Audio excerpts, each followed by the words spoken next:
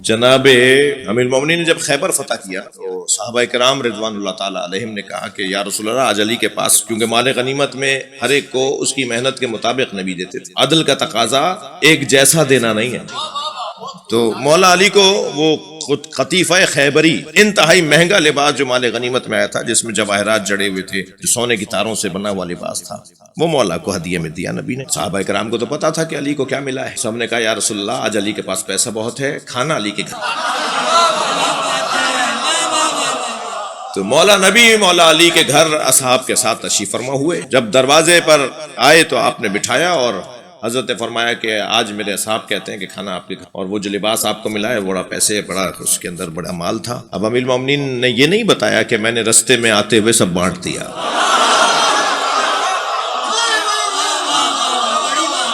جناب زہرا کی خدمت میں جا کر کہا یا زہرا، میں وہ کھانے کے بارے میں بات کر رہا ہوں کہ ان کی وہاں کی غذا یہاں بدلنی چاہیے تھی نا، یہ یہاں آ کر بھی وہاں کی غذا کھاتے ہیں، تو پھر یہ کیسے ہم جیسے ہیں؟ تو مولا فرماتے ہیں کہ میں یہ سوچتا ہوا سیدہ کی خدمت میں گیا کہ جا کے کہوں گا کہ ہمارے گھر میں مہمان آئے ہیں، kھانے کو تو کچھ ہے نہیں، کیا کریں گے؟ تو جیسے ہی سیدہ کے پاس میں پہنچا تو سیدہ نے فرمایا اب دسترخوان لگائیں۔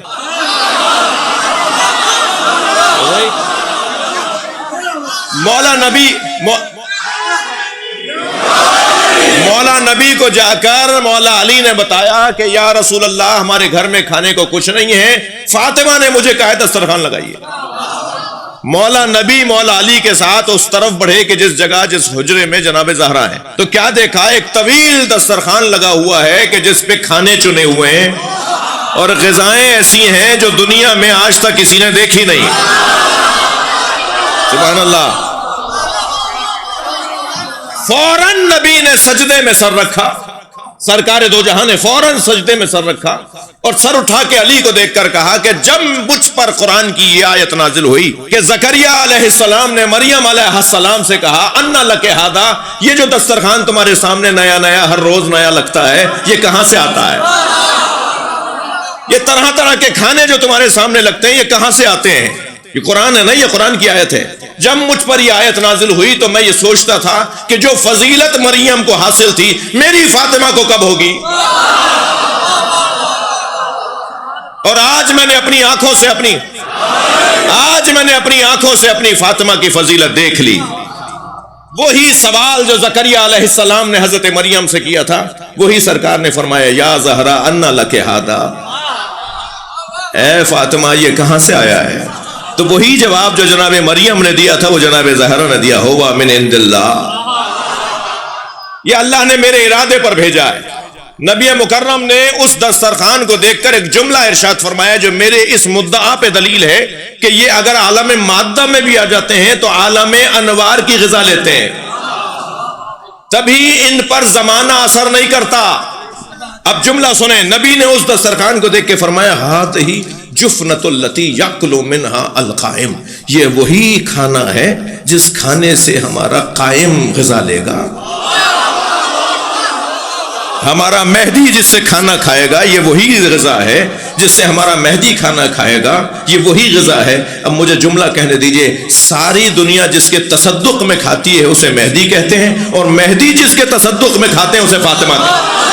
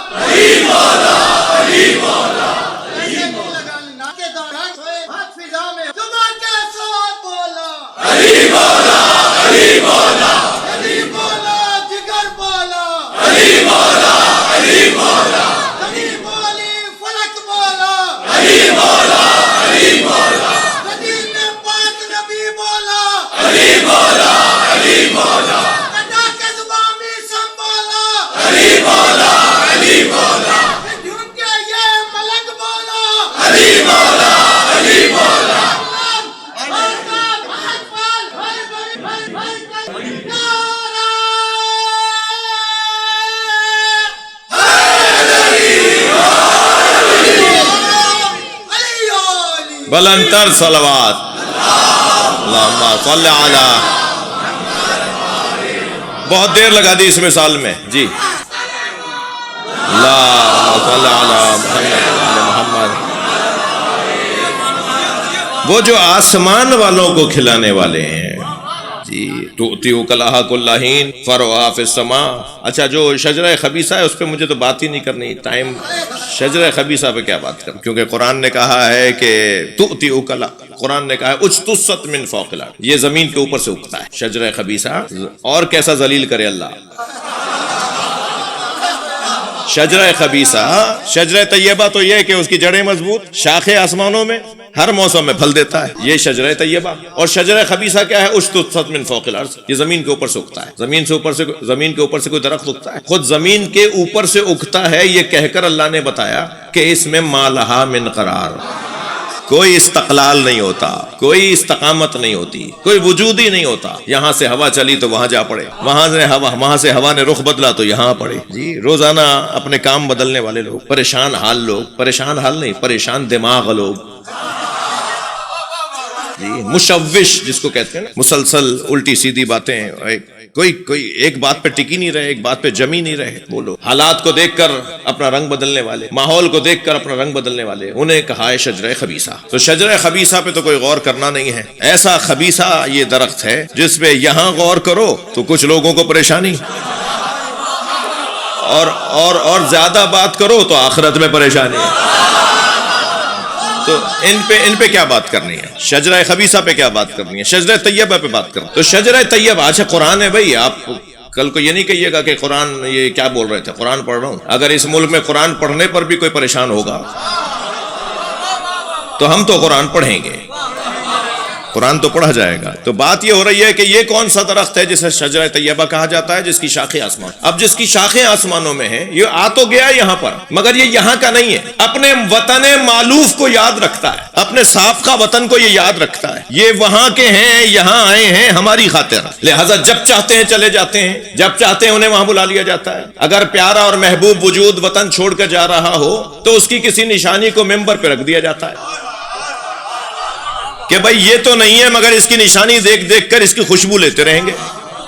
جب مولا علی اس عالم سے عالم آخرت، عالم دنیا میں آئے، عالم مادہ میں آئے، تو فرشتوں نے اللہ سے شکایت کی، یا اللہ ہم علی کے دیدار سے محروم ہو گئے. تو اللہ نے ایک فرشتہ خلق کیا بصورت علی، اور سارے فرشتے اسے دیکھ دیکھ کر علی کا ذکر کرتے تھے. یہ میں نے آپ کو حدیث سنا دی ہے. یہی کیفیت ان سارے علیوں کی ہے، اس لیے کہ یہ سب کے سب علی ہیں، یہ سب کے سب محمد ہیں، یہ سب کے سب حسن حسین ہیں، یہ سب صادق ہیں، یہ سب عسکری ہیں، یہ سب تقی نقی رضا ہیں، یہ سب موسیٰ کاظم ہیں، یہ سب حقیقت میں ایک ہیں. تبھی تو جبریل بھی نہیں پہچان سکے یا رب ومن تحت الکساء، یا اللہ چادر میں کون ہے. جب یہ علیحدہ علیحدہ ہوتے ہیں تو پہچاننے میں آتے ہیں، ایک ہو جاتے ہیں تو جبریل بھی نہیں جانتے.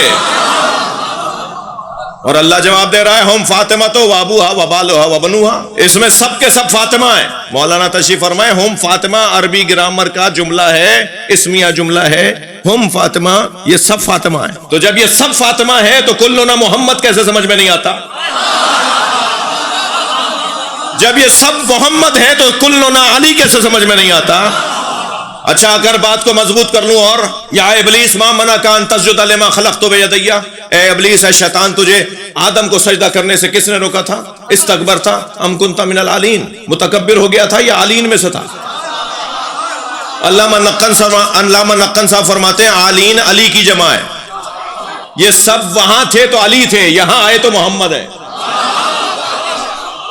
اس عالم میں یہ سب علی ہیں، یہ سب علی ہیں، یہ سب فاطمہ ہیں، یہ سب حسین ہیں، یہ سب حسن ہیں. مگر جیسے جیسے ضرورت پڑتی رہی اللہ نے ان کے نام ان کے زمانے کے حساب سے نازل کیے. قرآن شب قدر میں ایک دفعہ نازل ہوا ہے اور 23 برس میں تدریجاً نازل ہوا ہے. تو سب محمد ہیں سمجھ میں آتا ہے، اور پھر کوئی محمد ہے، کوئی حسن ہے، کوئی حسین ہے، کوئی علی ہے، کوئی فاطمہ ہے، کوئی مسکری ہے، کوئی تقی ہے، یہ بھی سمجھ میں آتا ہے. ایک دفعہ نازل ہونا بھی سمجھ میں آتا ہے، تدریجاً نازل ہونا بھی سمجھ میں آتا ہے. ایک دم نازل ہونے کو کہیں گے کلنا محمد،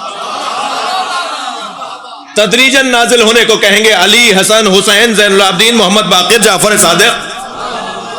یہ تدریجاً نازل ہو رہے ہیں. وہ قرآن صامت ہے جو صفحات پہ لکھا ہوا، یہ قرآن ناطق ہے.